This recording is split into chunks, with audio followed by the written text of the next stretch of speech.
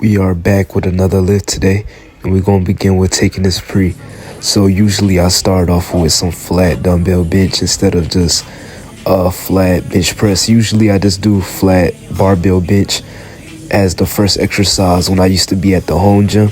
But I decided to start, messing around with dumbbells, start doing flat dumbbell press and just doing incline dumbbell press as the second and first exercise. But today I want to work on some flat bench so I can get my bench stronger, I should say. We just want to do 2 sets beyond failure, or just complete failure, to the point where I genuinely cannot lift that weight no more. For 2 sets till failure with a weight that's like not too heavy, but a weight that's, some medium weight, something that could get me at least in the 10 to 8 rep range, a weight that I could do that with. And usually, I always get, 185 for at least 10 reps, 10 to 9, which we did end up getting today. I'm pretty sure we ended up getting 9 at the beginning, but usually I'll get like 11 or 10 sometimes. But it's been a little minute since I, ever touched bench, so that's probably why I got only 9 reps that one time, because I haven't hit flat bench in like weeks. But we're going to be back to normal by the time we're on the next chest day. Always like to begin with some heavy weight and then drop set down to like medium weight. I never like going light. I feel like if I'm going light, it's just pointless. I feel like I should be doing a weight that's at least 6 to 8 rep range, 10 to 12, 10 to 8 rep range, 6 to 10 rep range. Anything, below 4, anything below 3 is just, I feel like that's too heavy. But anything that's like 20 reps, 15 reps, I feel like that's just like, that's too heavy. Way too heavy. So right now we start off with 135 right here on the incline bench. We ain't do incline bench for a long time. We actually been doing incline dumbbell bench. Dumbbell. We've been doing incline dumbbell bench for the past weeks. And at first I was thinking, let's throw around the incline Smith, shall we?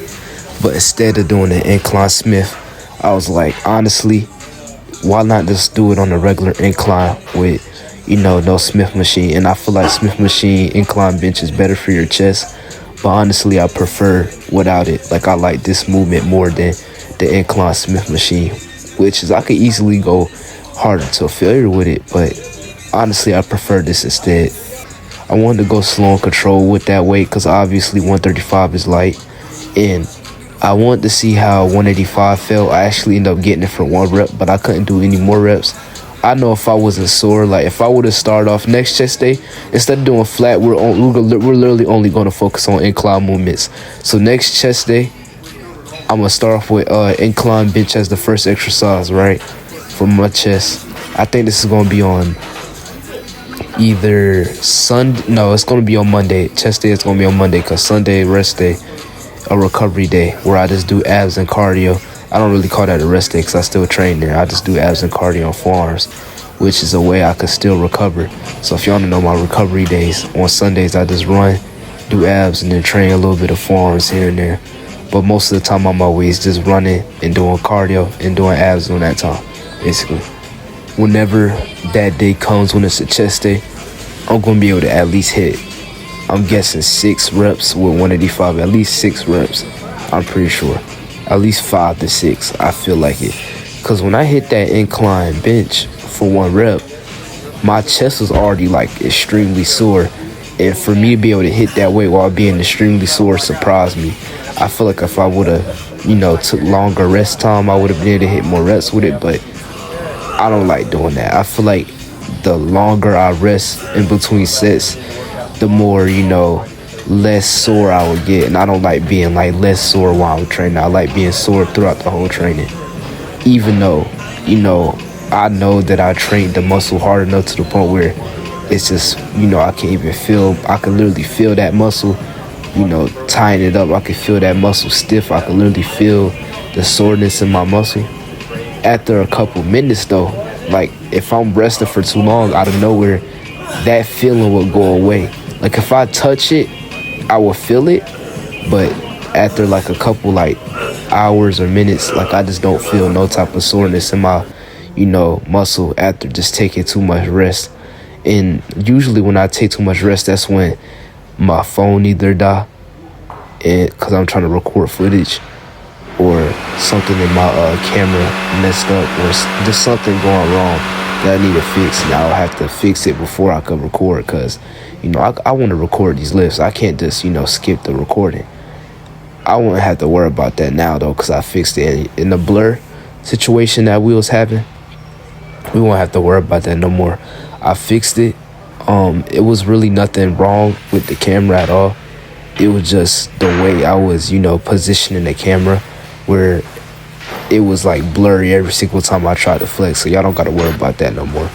The entire camera, like every single time I flex now, it's gonna be in lighting like this. It's not gonna be in no type of blurry lighting. It's gonna be perfect just like this. Honestly, I'm very proud of the pump we got today's lift. It was just perfect. Usually whenever I flex in this type of lighting, you would expect that I would look smaller, but I look the same. And what I mean by look the same is, well, not look the same. What I mean by what I expect people to think I look smaller is, people have a thing where if you're in bigger lighting, like if you're in better lighting, it will make you look bigger, and that's obvious. But for me, it's different. It's like when I'm in good lighting,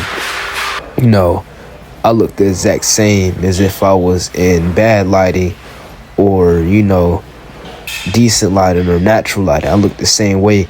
And what I like to do for y'all, for the content in general, I don't like to just sit in the same area every single time to flex and show the pump.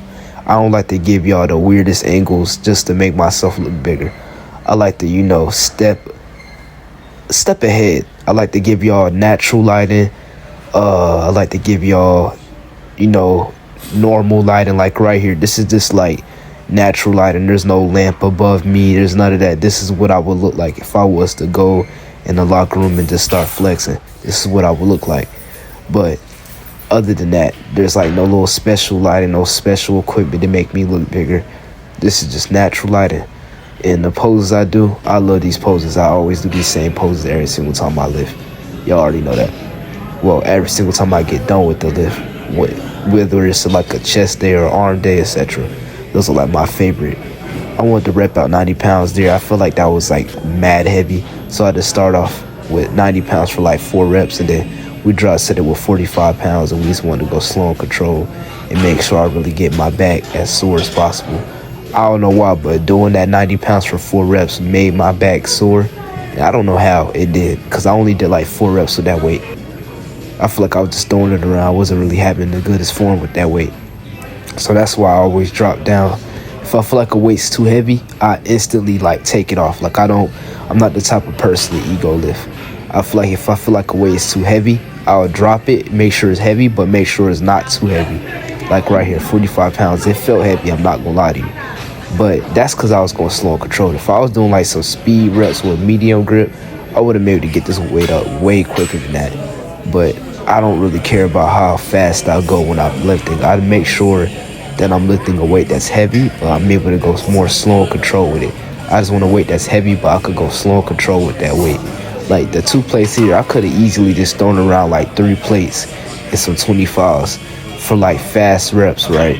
But no, that's not what I'm going to do. I'm going to roll out just 2 plates. That's literally all I'm going to need to go to failure and it worked. That's literally what I did. Y'all saw how I just went slow and control right here. I made sure I engaged my lats as much as possible, and that it worked. My lats were literally sore. I felt like I was literally getting stabbed in the back when I was doing this set. Y'all could tell, you could literally see it in my eyes. I felt they were doing the entire lift. Literally, it was just this exercise, it was just too fun. That's all I'm gonna say. During the end of the lift, I ended up doing lat pull downs, but my camera was gonna die, so I only showed the first set of it, and then the second set, yeah, I couldn't record that. I'm glad that my camera ain't died during the back day, and I'm glad it died during the last exercise, because if it did die during this back day, then I wouldn't be able to really have this lift out right now. I would have half of the lift out, but it wouldn't be the back portion. It would just be the chest portion of it. which is like crazy. Like it literally ended at the right time. Anyways, I'll see y'all tomorrow, and we're gonna have another lift for y'all. Make sure y'all train every day, eat more, stay consistent, lock in, don't be tired, don't be lazy, lock in, stop skipping the meals.